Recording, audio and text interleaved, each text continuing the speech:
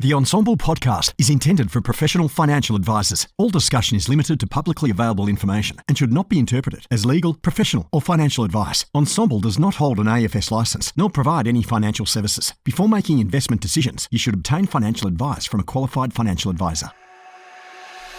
Hello, my name's James Wrigley. I'm a financial advisor and one of the principals of Melbourne-based financial planning firm First Financial. I've been a long-term listener and contributor to the Ensemble group and podcast, picking up some amazing nuggets of gold over the years. And through this podcast and the people that I'm able to speak to and interview, hopefully I can continue to deliver some of those nuggets of gold to you. This episode is brought to you by Capital Group, one of the oldest and largest asset management companies in the world, managing multi-asset, equity and fixed income investment strategies for different types of investors. Since 1931, Capital Group has been singularly focused on delivering superior, consistent results for long-term investors using high-conviction portfolios, rigorous research and individual accountability. Hello, welcome back to the podcast. I'm James Wrigley, and today we're going to talk about career paths into financial advice, professional year, and the different ways that people can find themselves ending up in financial advice. I've spoken previously on different podcasts about my own journey, and the older that I get, as much as I hate to admit that I'm getting old these days, I get a lot of younger people asking me about what did I do and what was it like and so forth. So I've asked Joel Gleeson and Julian Manning, who both work with me here at First Financial, both have very different career paths to get to where they're at, to maybe talk through what they've been doing and what they've been up to. So guys, thanks for joining me today. Thanks for having me on, James. Yeah, thanks very much, James. That's all good. Good to have a chat with you both, at least recorded anyway, so we speak fairly regularly. So maybe both of you, Joel, we'll start with you. What are you up to today? Like, what is your job in financial advice today? Where are you at? Yeah, so I work as part of James's broader pod under an advisor. His name's Paul Kubik, and I'm his associate. So I work directly with him, and we service his clients as a team. I think it's roughly around 130 of them. So, and then as an extension to that, doing my professional year as well, which we're going to discuss today, sort of with the ambition to move into an advice role in the near future. And how long have you been doing the role of an associate for now? So I started at First Financial in an associate role under another advisor in September 2019, but have been in the industry since sort of the start of 2019. Worked in other arms of financial services in the past, but decided to land on financial advice. It's been a few years now, and I'm really enjoying it. Yeah, nice. And Julian, how about you? What are you up to today? Yeah, so similar to Joel, I'm an associate advisor, obviously directly under you, James. So I do much the same as what Joel does with Paul. I'm also going through my professional year, almost at the end of quarter two. Just waiting for the exam results for that. Yep, nice. And so I get asked questions often about, what did I study and what have I done and different jobs that I've had and so forth. So as I said, you two have you're doing somewhat similar jobs now, but have gotten to that point in very different manner. So maybe Joel, if we start with you, can we kind of go back to you finished high school? What happened after that? What did you do after that? Yeah, so went through high school and throughout high school I did basically every sort of businessy type of subject that our school offered at the time. So I had that way inclined. So after I finished school, I studied at RMIT and did a Bachelor of Economics and Finance. It was an applied course. So with that, it meant that I had to do a year working in the industry. Oh, okay. And during that period, I worked at a shipping company of all things in the marketing department, which is a little bit different. But that was an example of what I did there. I did it took a little bit longer than I suppose it would normally take, in that I also did an exchange overseas. So it just extended the degree out a little bit. But when I did eventually come back, I got a job in mortgage broking in a client services type role. Didn't feel like that was such a great fit for me. So I had a few sort of mentors in my life that were in the financial advice space, and I thought that'd be a really good area for me. So that's when I shifted into what was a smaller financial advising practice for a couple of months. I worked there, and then ultimately onto First Financial. Yeah. So did you only did a couple of months elsewhere before the associate role at First Financial? Yeah, it was about a 6 to 7 month period there. In a client services role? Client services style role, yep. And it wasn't quite a fit for me. It was quite far away from home. Just little things like that. And then what I thought was a really good opportunity at First Financial opened up. Yep. So I took that. But yeah, I suppose, and then in terms of studying, so obviously I did the bachelor, but with the sort of the new changes since the Royal Commission, there's now the obligation to do like a specified course to become a financial advisor. And my bachelor's didn't fall into that. No. So that's why I've also done the graduate diploma of financial planning with Kaplan. So is that the 8 subject? Is that that's 8 subjects? Uh-huh. Yeah, 8 subjects. So I've finished that now. And if I want to, I'm 4 subjects away from a master, but I'll put that into big asterisks if I want to. I reckon everyone that does that. So I did a similar course as well, but everyone, they get to the end of it and they go, oh, if only I did 4 more, then I'll have a master's. But I don't hear people actually go back and do the master. First Financial make us do another SMSF-related subject. So I'm doing that at the moment. Mm-hmm. So another way to look at it is 3 more to go. But yeah, we'll have to put a bit of thought into that. So does the SMSF one, would that count towards the Masters, would it? Yep. Yeah. So currently, right now, as we speak, I'm actually enrolled in the Masters at Kaplan. It's whether I decide to continue to do the next 3 that I need to finish the Masters. Yeah. Okay. So a little bit closer. Yeah. Okay. And so how did you find doing the studying at Kaplan whilst you were working at the same time? How was that? Yeah, it's challenging. There's no doubt about it. It fell in an interesting time in everyone's lives, I suppose, while parts of it were during the COVID period. So in a way, you were home a lot of the time. So you didn't feel like you were missing out on too many other things that surround your life, such as social things, because everyone was stuck at home as well. But there was no doubt it was challenging. And right now I'm doing another subject. So, I find after work, I've got to set aside a couple of more hours to study. So it is hard, but one thing I do find it's actually very satisfying when you finish it. When you look back and you go, I've done this while working and I've been able to get through this. Like there is a really good bit of satisfaction when you see the results and you pass it, you get through. And do you find much application either of what you're doing at work to the studies? Does that make understanding your studies easier, or vice versa, what you're learning in the study? It was definitely very applicable. So learning things such as contributions, how they work, starting, stopping, pension, all the things that we do on a daily basis, it was very applicable to the studying. So it was useful. I did learn a lot. But at the same time, being at First Financial and working day to day and experiencing those things is just as valuable as well. So just got the piece of paper kind of to back up the real work experience that you you have. Well, yeah. Now, Julian, how about you? I know you've got a bit of a different career path to get to where you're at. Talk us through. So you've just had your 30th birthday. Yep. So happy birthday. Thank you. For that, you came to financial advice a little bit later in life. Can you maybe talk us through? Go back to you're finished high school. What did you do after that, and then how have you ended up where you are? Yeah, so out of high school, I didn't really know what I wanted to do for work. I always knew it was something that helping people is what I wanted to do. So when I was in my final year of high school, I had just a part-time job at the local liquor store, Safeway Liquor. From there, I sort of moved on to a full-time role at Dan Murphy's. Still had no idea of what I was going to do, so I was sort of just bouncing around jobs and got into warehousing in sort of construction nuts and bolts. And then from there, I worked for the same boss for the next 5-6 years. Yeah. And eventually went into a sales rep job in electrical components. And it was just one day I was sitting on the couch with my wife and brother-in-law talking about the stock market.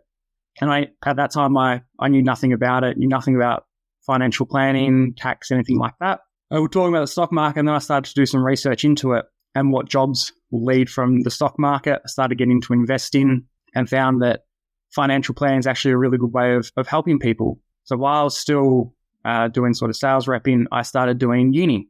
So before I even got into the industry, started my bachelor's degree through University of South Australia. And then not long after I started that, I got an entry-level role into a client services role at a firm on Collins Street. I was in that role for about 6 months before moving into a paraplanning role in the same firm, and then had a few changes and bounced to another role in paraplanning, and then ended up about just over a year ago with you, James, being your associate. Yep. And so what was the degree you were doing through Uni SA? What was that? It was a Bachelor of Business majoring in financial planning, which met all the new standards. Okay. So there's no further study required from that. Like Joel, you had to go and do the grad dip. Mine was all purely for financial planning and met all the new requirements. Yeah. And so so one, it's in South Australia and you live in Victoria. So yep. I imagine that's by distance. Like how was that course delivered to you? What did you do? Yeah, so it was 100% online. So we had a portal online where we would have all of our coursework uploaded, would have all of our lectures on there. We'd have weekly Zooms for all the different subjects, and all of our exams were also done online as well. So I could do it 100% remote. So those lectures, were they pre-recorded lectures, or you sat through a lecturer doing something on Zoom? So they were all pre-recorded. Yeah. So they were all uploaded, so you could do it as quick or as slow as you like. Each subject went for 10 weeks at a time. Also, there was, in that 10 weeks, there were set due dates for set assignments. And then once a week, you'd have a live question and answer with the teachers. Gotcha. So it wasn't so much like the university experience maybe that Joel had and I would have had, where your year was typically broken up into semesters. Semester 1 you did 4 subjects, semester 2 you did 4 subjects, and after 3 years you've done your whatever you needed to do. And yeah, correct. So the Uni of SA, they basically, the easiest way to explain it is it's like a school year. Yeah. So there's 4 terms basically that go for 10 weeks each, and you do 2 subjects in each term. So you're only doing 2 subjects at a time. They both go for 10 weeks. Then through that time, you have your assignments, and then in the final week, you have your exam. They always open the coursework a week or 2 early. So if you're on the ball, you tend to jump in and try and get the first 5 or 6 weeks done in the first couple of weeks. That way, coming towards the end of the exam, you could slow down a little bit and regroup. Gotcha. And so you said you're doing 2 subjects at a time. Was there any capacity to do more or less? Like, could you do 1 or could you do 3? Yeah, so I could do 1 if I wanted to. Sometimes I could have done 3.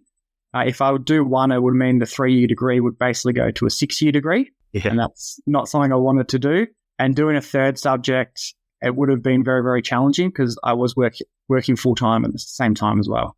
So how did you manage that, doing 2 university subjects and working at the same time?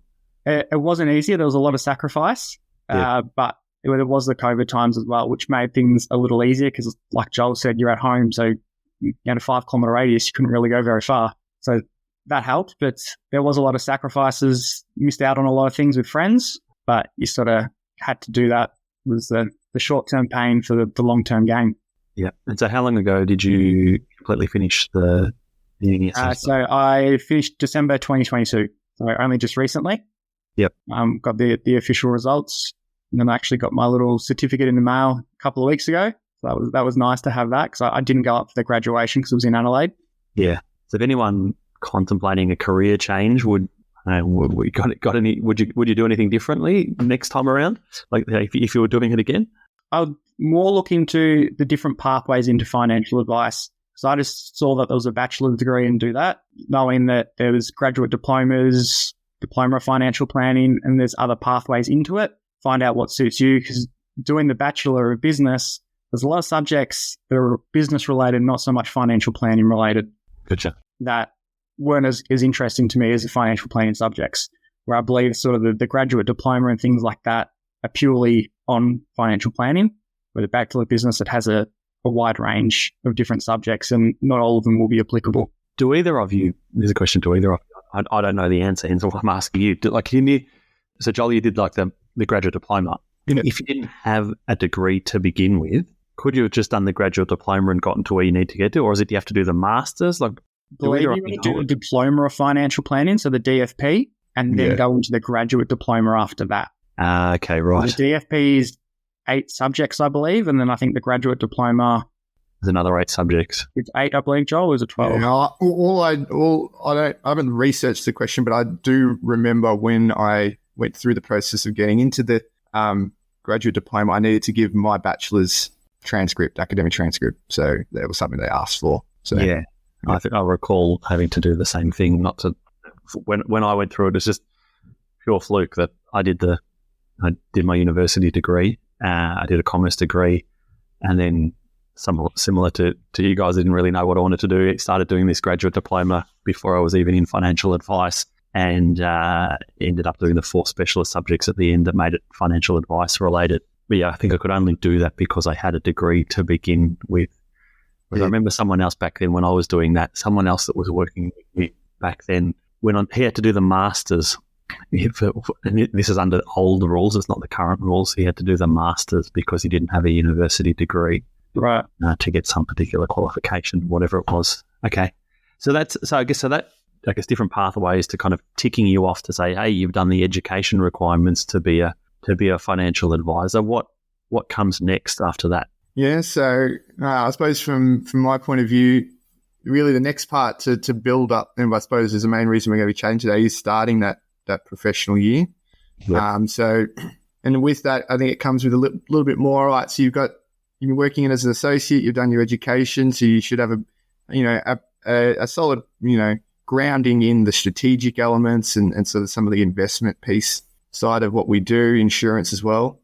But then once you really start your professional year and getting into, okay, I want to be an advisor, it's all right. It goes, all right, well, now we need to shift to ultimately you're going to be sitting in a room in front of a client and going through a review or a statement of advice presentation. Now you need to build those skills, those soft skills of presenting and making sure you explain something that can be complex in an easy way for clients to understand. So that's, as James will know, we talk quite a lot, and as Paul as well, that's been a big focus of mine. So that's where your career development shifts to. I feel that's the next challenge, so to speak. So why don't we? So there's 4 quarters to the professional year. Yep. Maybe Joel, why don't you? Actually, we'll start that way. So Julian, can you talk about what's required of you for the first 2 quarters, given that you're kind of just about at the end of quarter 2, you're waiting for your exam. So what's required of you in the first 2 quarters? And then Joel, I'll get you to comment on what's required of you in the last 2 quarters, because that's kind of where you're sitting right now. Yeah, certainly. So the first quarter is basically just an observation quarter, they call it. So it's basically just shadowing an advisor, sitting in meetings and watching how they present things, deal with client scenarios. So quarter 1's pretty straightforward. You've got to do a certain amount of hours in sort of back office hours, some ROA preparation, things like that, and more shadowing. So the first one's pretty straightforward. Quarter 2 is a little bit more challenging.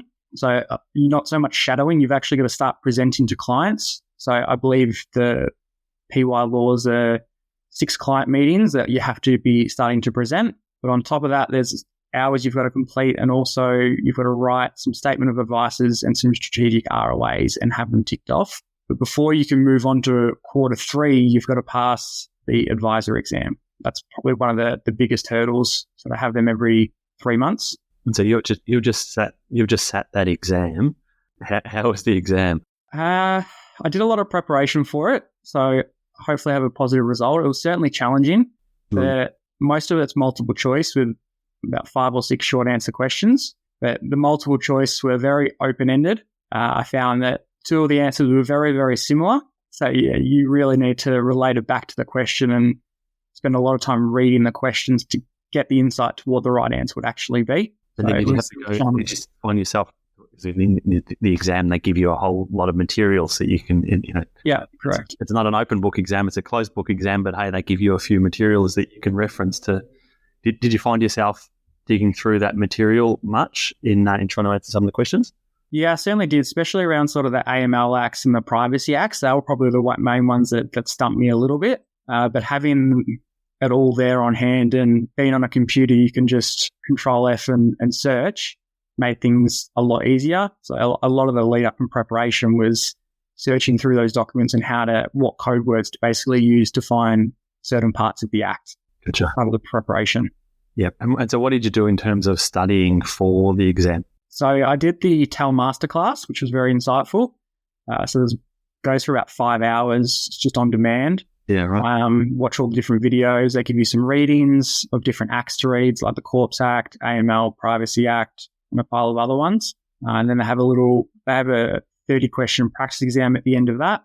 But then also when you register for the exam, there's a 115-question practice exam that you can do online. And that gives you all the answers once you complete it. And it gives you feedback also as well. So it will tell you why that answer is the correct one and why some of the answers are incorrect. So I did a lot of reading and multiple practice exams. Good luck. So hopefully you'll get your results soon. And yeah, I think it's another 3 weeks, I believe. So not that I'm counting. Yes. And so Joel, you've been through this process already. You've obviously ticked off quarter 1. Quarter 2 with writing your SOAs and ROAs and sitting the exam. How did you find the exam, and I guess where are you at in your professional year? Yeah, so I'll touch on the exam first here. I reiterate a lot of the things that Julian mentioned there. It's a little bit challenging. Like you do have to study for it. It's not something that you could just roll in and complete. I thought to listeners, if you're experienced in the industry and you think you can just go into it, I don't think that will get you very far. You still need to actually to study the material. So I did that last year, and thankfully I did pass. So with that allowed me to move into the second half of the PY year. So I'm currently in the last quarter. So last quarter as of the beginning of May.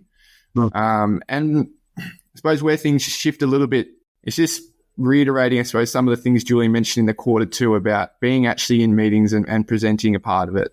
I think a good way to look at it is we have to document the hours that we do, and each hour is documented under what we did in that period. Q1 and 2, there's like client observation meetings. So you're sitting there and observe. Well, in Q3 and 4, it's more like, okay, you're going through a fact find with a client. You need to do the risk profile questionnaire. You do the questionnaire, not the advisor sitting there.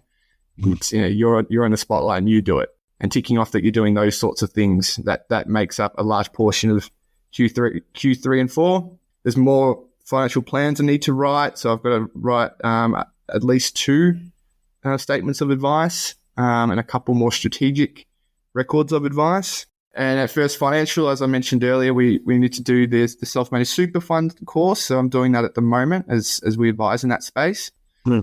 And then a little bit later, towards the end of my last quarter, there's a couple of little requirements that I need to do, namely observe a couple of ethical dilemmas as I'm working and how I've managed that conflict, between what's, best for the client and what could be a conflict in that space. So I've got to observe 2 of those and write a little piece on how I manage that conflict. So yeah, there's some of the other little things that I've got to do in this last quarter, and then hopefully around sort of the August/September period, I should be finished and be authorised. Nice. And then so the signing off on the professional year, that's the business signs off on that. So trying to help some others that with businesses that might be looking at taking on an associate advisor with a view to helping them through professional year. I know for some people that might be, some businesses that might be a little bit daunting, but how does the business support you through this, and who's ticking off different things along the way? Yeah, so at the first instance, we have the advisor that we work with. So from my understanding, the advisor that we work with has to have at least 2 to 3 years experience. I don't know the exact number. So they're your first port of call. They're their first bit of support that you have there. At the end of every quarter as well, we sit down with our compliance officer, his name is Sean, and go through what we've done throughout that period, discuss challenges we've had, discuss areas that we might need some assistance with. So I think a really good example for that is when we have to write our statements of advice, we're able to lean on our power planning team to help us to using the well-solver parts of X-Plan, those things we don't use on a daily basis on our job. Mm-hmm. So they're the other sort of teams around us that really assist us to get to, tick off the things you need to do to be able to finish off that professional year. Yep. And maybe Julian, if you comment on, do you, quite aside from you have to do the professional year if you want to become a financial advisor, do you feel it's also a worthwhile exercise in your own kind of career development or not? Do you think it holds you back in some places? No, I certainly think it helps you. It's a big step from being an associate advisor to an advisor to be able to have a regimented training plan to make sure that you're ready to go out into basically a new world. It certainly helps. Yep. You spend time developing your soft skills, which you really need to do so that when you actually take the steps to become an advisor, you know you're ready to do it, not just coming straight out of your uni course into an advisor role where clients might think you're green and things like that. Having a regimented training plan is definitely going to help future advisors to make sure that they're ready and deliver the best client experience possible. Do either of you have, maybe last few minutes we'll have a chat, but do either of you have any tips for anyone else that might be, maybe they're in their last year of uni and they're, aspiring to get into financial advice, or they're doing the whole career change thing like you did, Julian? Do either of you have any tips for anyone that might be looking at doing it? If you could go back and say, maybe I would have done this thing a little bit differently, I would have done that thing a little bit differently. Any tips? Or even a question that I get asked, and I'd love to get the opinion from the two of you, like, where do you even start in terms of a job in financial advice? Got any tips like that? Yeah, so when I started, I reckon I did about 20 job applications to financial planning firms, where I sent off my resume for entry-level roles and got nowhere. The one that got me was I had to make a phone call, so I didn't submit a resume. So I had to talk about myself and talk myself up, basically, and that's how I got the first role. But it's just keep applying and apply as soon as possible. So as soon as you want to go into that industry or you're considering starting uni, take the hit early on, especially if you're sort of on a larger wage and need to take a step back. Do it as early as possible and try and get that entry-level role as soon as possible because it will help you in the long term. So I had 3 years experience by the time I finished my bachelor's degree in financial planning of different roles, and I felt that was a big help. We see people come into our firm that go into CS roles that just finish in uni, where I sort of took the different approach and started while I was in uni. So that way, when I finished the degree, I've got that experience behind me and the knowledge. Yeah, I'd agree with the same thing. I think it's important you start in a client services role. It gives you a good grounding of just the back end side of the business. And then my tip would be just to be as inquisitive as you can. A lot of the time advisors are happy enough to have you into a review meeting. So tap them on the shoulder and ask if you can do that. If you're working through a implementation of this advice, take a step back and ask, but why are we doing it? And again, people in the industry are more than happy to explain the reasoning to young people, to give them a chance. So something I would definitely do. And then in terms of the professional year, I think if you think a career in financial planning is something that you want and you want to be an advisor, I would start it as early as possible. The reason for that, and I was interested in Julian's response, but I do feel like the professional year it can go on for a long period of time, and a lot of the beginning of it is documenting things that you've been doing for a long time anyway. Mm-hmm. So start as early as you can, because as I said, the first part is that observation piece. So it's just literally writing down, these are the things I did today. Yeah. At the beginning of it. So if you can start earlier, I think that puts you in a better position to and not feel like you're sort of doing the same things for a long period of time. Do you think start it earlier and then you'll finish it earlier, or just start it earlier and instead of taking 1 year, you take 2 years, or you take 3 years to do your professional year, but as you're kind of just growing in your role, you're also ticking off the things that you need to do as part of it. That's exactly it. As you're growing in your role, you're ticking off what you need to do to finish your professional year as well. Yeah. Because I think it's a bit of a misconception that it's a professional year. It's a professional 18 months. Yeah. Definitely. And maybe even longer. Because there are, we've touched on the exam. If you're unfortunate to not pass the exam, you can't go to the next stage until you've passed. They run the exams, Julian, you might know a bit better than me, quarterly basis? Yeah, quarterly basis. And once you sit the exam, you've got to wait 6 weeks for your results. Yeah.